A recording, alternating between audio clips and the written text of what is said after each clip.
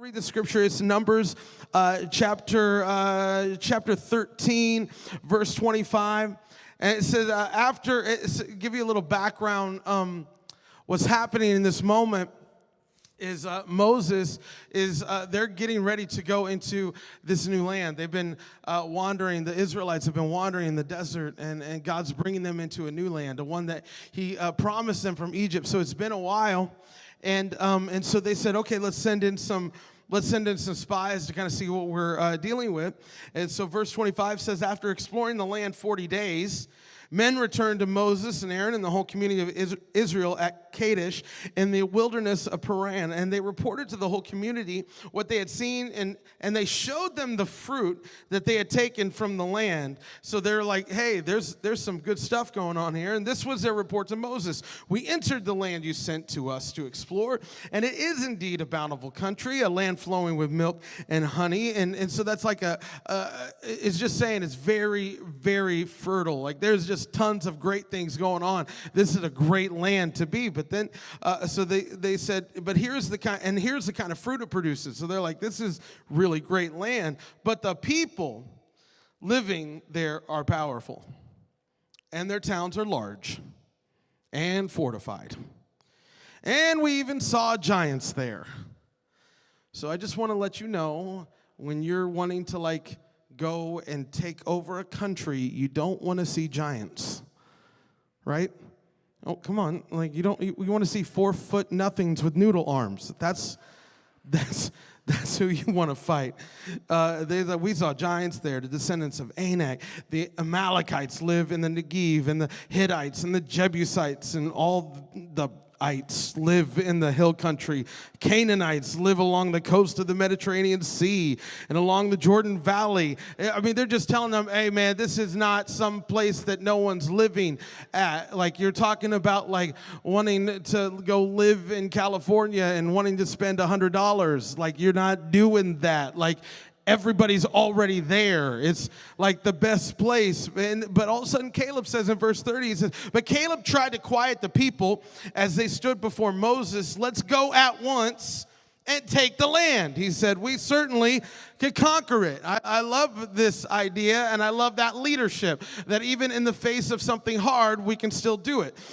Verse 31, but the other men who had explored the land with him disagreed. We can't. We can't. That is just one of the most faith-killing 2 words. We can't. We can't go up against them. They are stronger than we are. And so they spread this bad report about the land of the Israelites. The land we traveled through and explored will devour anyone who goes to live there. So now it's escalating. You know, whenever somebody says something bad and then somebody else has some faith to say, no, let's look at it from this area. Maybe it could be the best thing that could ever happen. Then the other people who said something bad feel like they have to up the ante to really let everybody know how bad it is. So now it's not giants living there. Now the land devours you when you walk in. You see you see the level going up. You ever talk to somebody like that, where they say something and you're like, well, it could be better, and they're like, oh no, everybody's dying. You know, immediately everything gets bad to worse. And then look at this. And then we saw giants there, the descendants of Anak. And next to them, we felt like grasshoppers. And that's what they thought too. Well, how do you know what they thought? Well, we just thought. I'm just telling you, negative people, man, they will just go on and on and on and on and on. And negativity kills faith. Kills faith. Kills faith. Well, I'm just being real. No, you're just being real dumb. Because there's something with being real. Caleb didn't say there wasn't giants. Did he say there wasn't giants? No, he said, let's go at once. Take the land. We certainly could conquer it. Giants, no giants. Bring it on. I'm Mr. Miyagi. I'm right here, right now. Let's do this. Crane kick. We're going to take the land. See, if you guys don't know that right now, you need to study your Karate Kid, because that's in the Bible. I want to talk about this idea. Maybe you've heard this said before, that the juice isn't worth the squeeze. I want to talk about that because this is a life thing. When you see something good, but you also see a fight in the middle before you get to the good. And so some people think, well, that juice isn't worth the squeeze. It's too hard.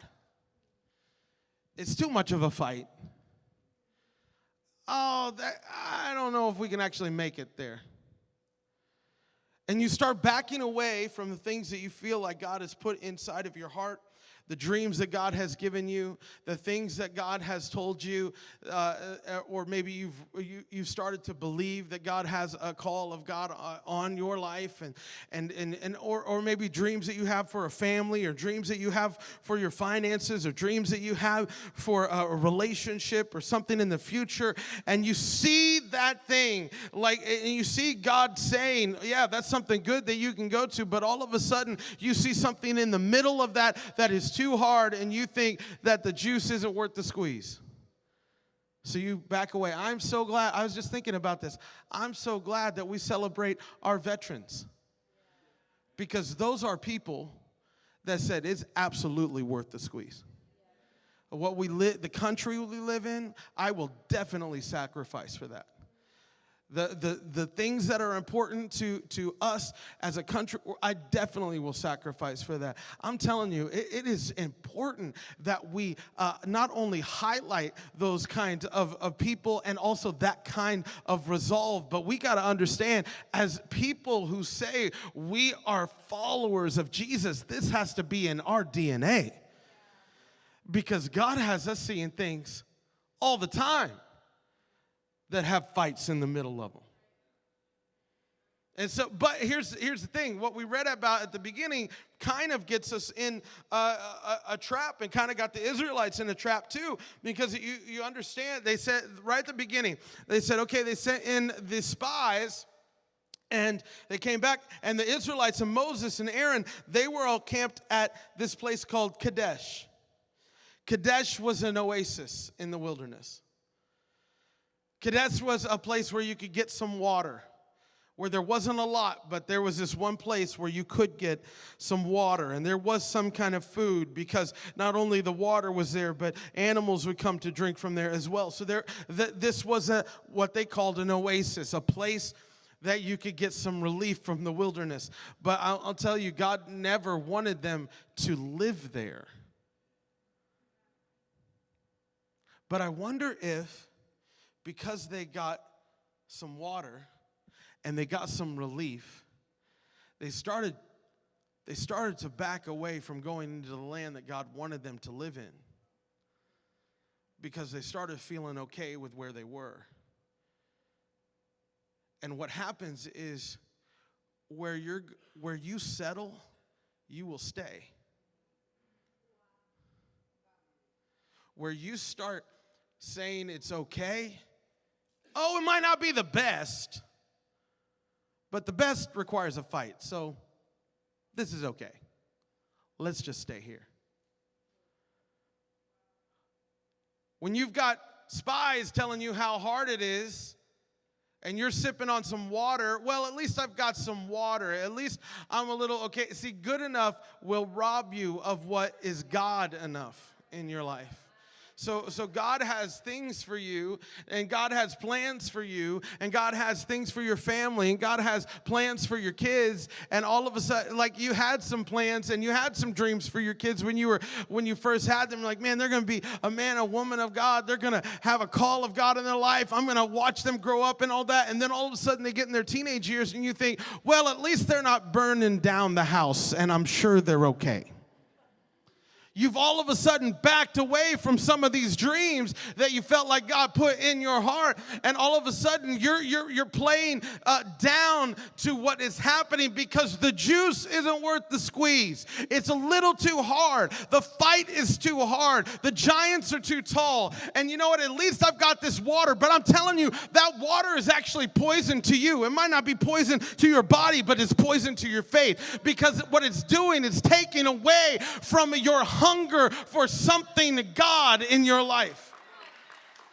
It's satiating you, but it's making you just stay back and not walk into what God has for you because it's just good enough. And it's not good enough. But you think it is. And you start, when good enough becomes a mantra in your life, you start trading things, trade-offs. It's just trade-offs. Well, at least it's not this. I mean, it's water. I know it's not like milk and honey, but, we're drinking. We're okay. I know God had this plan I felt like God gave me this plan for a business. It's too hard. So I'll just stay in this dead-end job with this check. And I know it's not like a huge check, but at least we're paying our bills. Good enough. Good enough. You just start trading off. I remember when I was young, in the 80s, when you grew up in the 80s, which was God's decade, just to let you know. All of you who grew up in the 90s, you have no idea. All right, so 80s were just awesome. They had these amazing toys called Transformers. Transformers were the best. All my friends had Transformers. We always wanted Transformers. This was the toy. This was the toy you wanted. This was a toy of, it was status symbol if you had some of these toys. So you're always like, give me Transformers. I want Transformers. You got on the bus and they're like, oh, you got Optimus Prime. You are awesome. And you're just trying to get all these toys. And so as my birthday, I was like, just Transformers. Transformers. And my parents were awesome. They got me some Transformers. I got some other friends and relatives were giving me Transformers. Then there was that one relative. Don't be this one. Okay? If you are, we love you, but you need Jesus. Because I got this one relative. They didn't give me a Transformer. Now, I get it. You're getting gifts. You should just be thankful for everything. I get that. Okay, yes, Jesus, it's awesome. But still, I got this gift, and I opened it, and I'm a kid that's looking for a Transformer, and they're like, it's better than a Transformer. It's a converter. What? A converter? Everybody's just like looking at, I open it. See, Transformers were like automobiles and like even like they started getting like dinosaurs and insects and like these huge things that would just transform into robots. They were so cool. You know what a converter was? I got a converter that was a slot machine that turned into a robot. What does look at that. That's what I got. Called Bandit. Look at what it says up there. When you think Bandit is on your side, he will turn on you. What kind of weird gambling thing are they trying to teach a 6-year-old? What a game.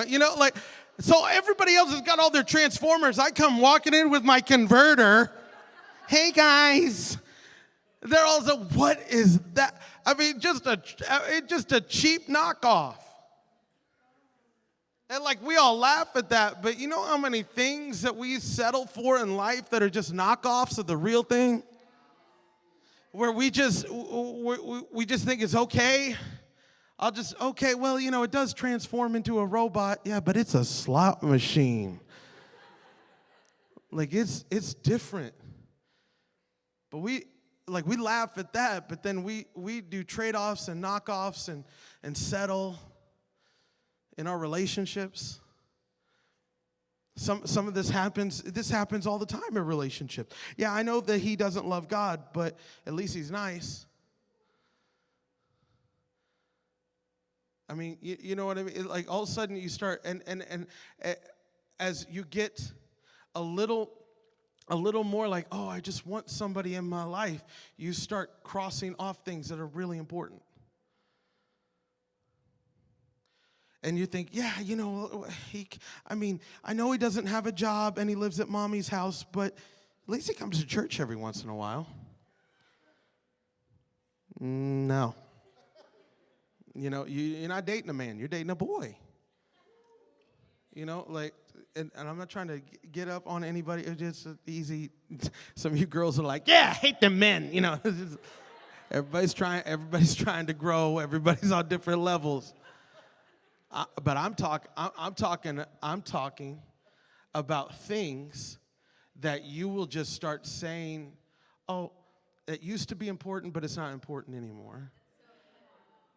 Because I'm just going to settle. I'm just going to settle. See, what it turns into, what it morphs into is something like this. Yeah, I know he's abusive, but at least I'm not alone. That's how it starts. But you just don't do that in relationships. You can do that in your calling. You can do that at your job. You can do that in your marriage. You can do that at a church. And you say, well, you know, I know the church is, but, you know, at least, you know, I'm just going to come and sit for a while. And then your sitting becomes settling. And then you just are not a part of what the church is doing as you move forward. And you forgot about that God had a call on your life. And you forgot about the things that God is trying to push you into. Because guess what? The juice isn't worth the squeeze. It's too much of a fight. It's too hard. I'll never be able to start that business. I'll never be able to have that thing. I'll never be able to go back to school and get my degree. I'll never be able to do this or to do that. It's too hard. It's too much. It requires too much sacrifice. It requires too much faith. And what happens is you stay at some place drinking some water and thinking that you're okay. But really what that water is doing is it is destroying your desperation. Because if you didn't have that water, you would be sitting there saying, I don't care what's going on. We got to get into that land because I'm dying of thirst out here. So don't let the oasis lull you into sleep and think that you're okay when God's trying to push you into a new place. Because you have stayed where you settled. You have stayed right there. Some of you used to be so excited for God. Some of you used to worship. You were the first ones in the front row with your hands up, and now you're sitting back because you are satiated and okay and just decided to play low and think that it's okay for you not to be the person, the man, and the woman that God has called you to be because you've gotten too much water and you've decided to stay settled instead of walking into the land that God has for you. Instead of being that person that God has for you to be, instead of living with faith and vision and aligning yourself with Caleb instead of 10 other people that say you can, align with the one that says you can and say, okay, I know this sounds crazy, but I'm walking in there. Some of us need more friends like Caleb. This is why church is so important. You need to be around people who really build up your faith instead of tell you you can't all the time. And you'll never. And this will never happen. And this will never work. And it will start destroying your faith because desperation is the dirt that miracles grow in. Because a miracle didn't happen until you're up against the Red Sea. Right? I didn't need God to cut through a sea until I was up against one. So don't hate on desperate, love it. Because desperate is where your miracles happen. So, and some of you aren't desperate enough. You just gotten enough water and it's good enough. I mean, we make our bills. Got a nice house. Yeah, that's nice. But you know God wants to bless you like crazy. So that you can give tens of thousands of dollars to the kingdom, not so you can keep it for yourself and have gold-plated toilets and be like, yeah, what's up? You know, I don't know why I said gold-plated toilets. Do not put that in the podcast. That's weird. You know, like you just start thinking that, oh, God just wants to bless. No, he doesn't want to bless you just for you. Yeah, he wants you to be blessed, but he wants you to be a blessing so that you can, how many of us just wish that we could write just a check and say, I got this. I got it. Don't even worry about it. I got it. But you don't get to that place until you walk through those fights. You never can write those checks staying at Kadesh at the oasis. You can't do that. If you want to write those checks, you walk through those fights, and you say the juice is worth the squeeze. It's worth that fight. I'm taking it on. I'm going into it. I know this is going to be tough, but I'm going into it. And as you walk into those things, what happens in a moment is you start putting away what everybody else says because of what they see. Because it's easy to live your life by what other people see and what we see. And we think that vision is what you see. Vision is not what you see. Vision is not about your sight, it's about insight. It's what you see on the inside. It's something you see before you see it. What the spies saw is they saw everybody already sitting in that land. What the spies saw was they saw giants. What the spies saw is they saw walls. And what the spies saw was a no way that we could ever. They're too strong. We're grasshoppers. We are small. They're very tall. That's what they saw. What Caleb saw was walls falling down. What Caleb saw was giants being killed. What Caleb saw was them going into this land and settling. What Caleb saw was, wow, look what God is going to do when we get into this land. We are going to be blessed. We're going to be the ones that can be a blessing. We're going to be the ones that are going to show the whole world that if you follow God, this is what is in store for you.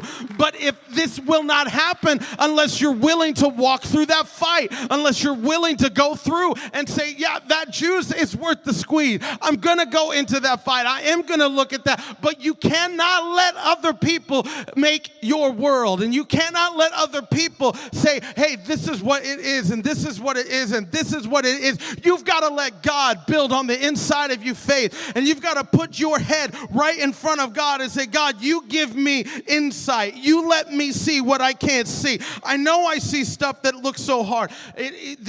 You have to do this if you're going to walk into a new fight. You got to have insight. This is what living with vision is. When everybody else tells you, oh, there's no way, it's too hard. I was just thinking about how off we can get when we start focusing on outside stuff, on how things look on the outside.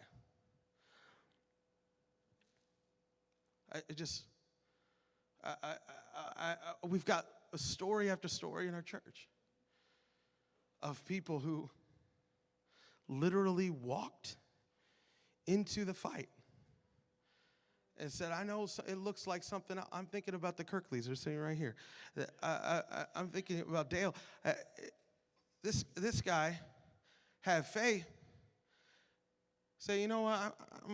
I might be a little older than other people getting their masters, but I'm going to go ahead and go get it.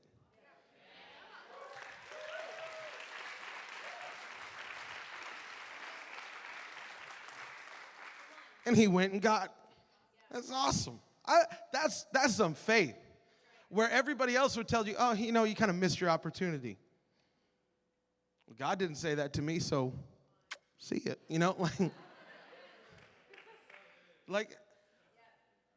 This is insight.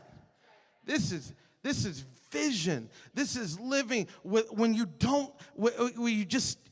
I know what everybody else says. I know that this looks great. We've got leaders in our church that are planted in our church when everybody else says, oh, you shouldn't, you're giving too much to the church. You're giving too much time to the church. Oh, they're going to take advantage of you. Oh, no, you can't take advantage of me when I'm serving. Anybody who serves, you can't take advantage of me. I'm willingly serving. And all of a sudden, God does miracle after miracle of your life when everybody else says, no way. Family in our church, a newer family to our church. Right now, I talked about it in the first service. They had their baby Titan, which maybe some of you have seen on Facebook. Sarah and Pete, their baby Titan had to go through open heart surgery. And the doctor said, the expectation, just so you know, not only open heart surgery, like talk about a faith walk, but the expectation is he's going to be in the hospital for 30 days. And so we prayed with them a week or so ago.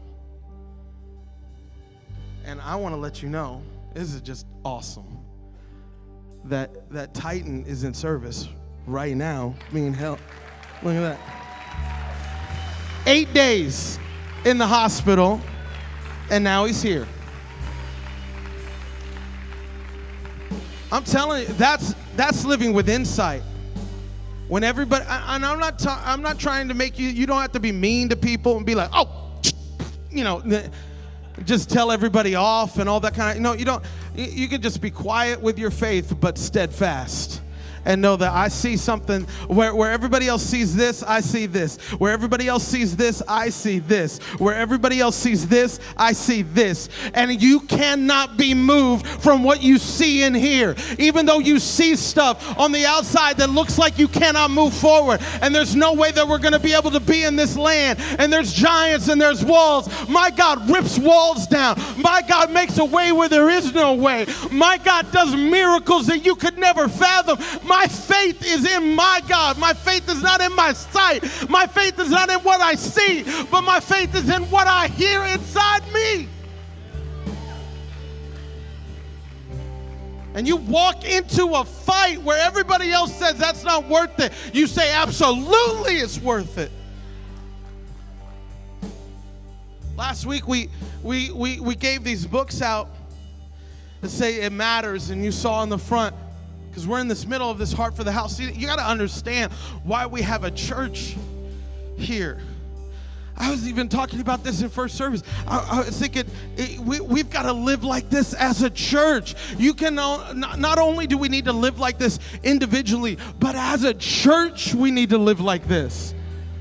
Because I can't tell you as a pastor how many people came up to me when Jess and I first started here.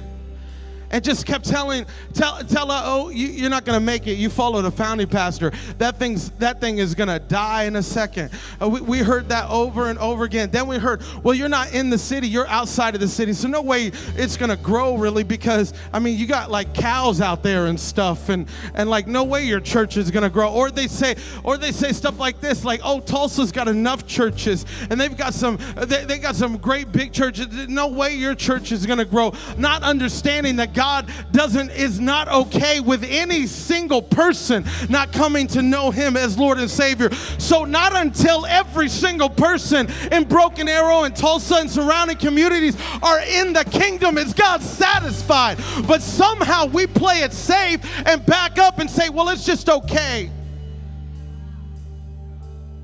And we believe things that other people say. I'm not believing that. I see something different. And all of a sudden, our church starts growing. Our church keeps growing. And our church is going to keep growing. Why? Because we don't operate with these things. We operate here. We handed out these books that says this matters. And I was reading through the stories, and I hope some of you are reading through the stories of why our church is here and what has happened in our church. And as I was reading through the stories, I felt like God just said this to me. He said, is it worth it? And I 100% say absolutely. Every single thing, every hard fought battle that I've walked through, everything that we've heard that was negative, everything that we felt like was against us, every single wall that felt like it was put in front of us. I read these stories over and over, and I say every single time, it's worth it, it's worth it, it's worth it, it's worth the squeeze, it's worth the fight, it's worth the pressing, it's worth the crushing. Church, it's worth it, it's worth it, it's worth it. As you came to church this morning, it's worth it. It's worth your pressing. It's worth your believing. It's worth your faith. It's worth you believing again. I know you believed before and it didn't seem to work out. It's worth believing again. It's worth going in again and believing that God can do something that he said he was going to do. It's worth it. It's worth it. As we're in this Heart for the House series, I'm believing, strategically believing, that this is just going to catapult our church into something new that we haven't even seen yet.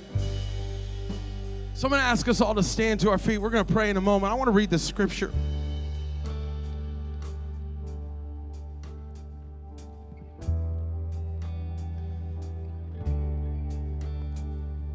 Because I was thinking about, like, Paul, like, this feeling of squeezing, of being pressed.